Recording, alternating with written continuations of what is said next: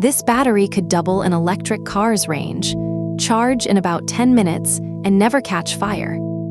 It has been called the holy grail of energy storage, and for years, it has been just 5 years away. It's the solid-state battery.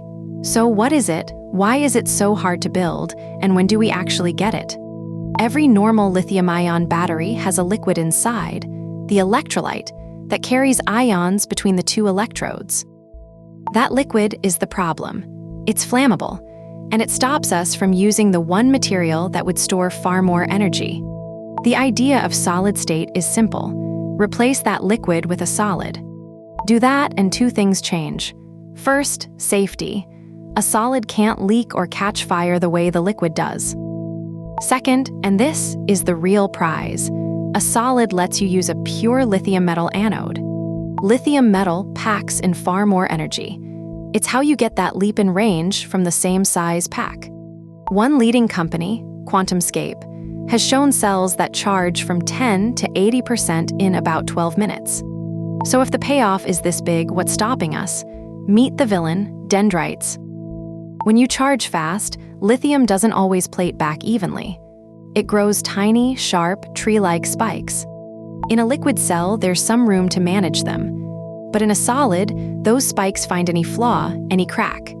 And they push straight through the solid electrolyte from one side to the other. The moment a dendrite bridges the gap, the battery shorts. It fails, and it can die in an instant. Solving dendrites means making a solid that is stiff enough to block them, yet still lets ions flow easily. Those two demands fight each other. And even when the science works in a lab, a second wall appears: manufacturing. These solids are often brittle ceramics.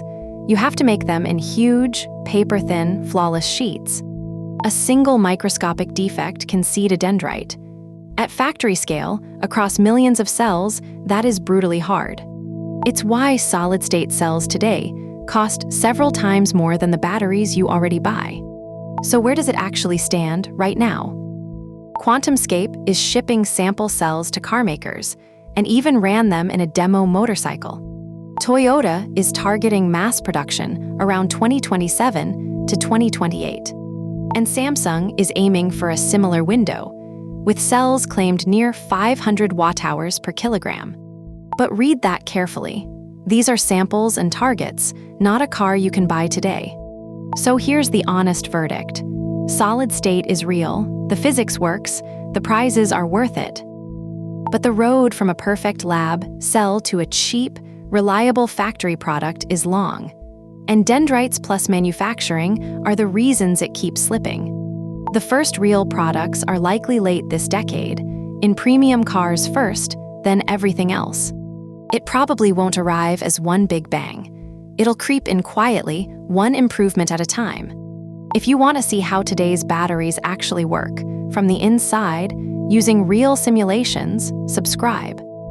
And the battery that's already beating lithium in the cold, sodium ion, that video is right here.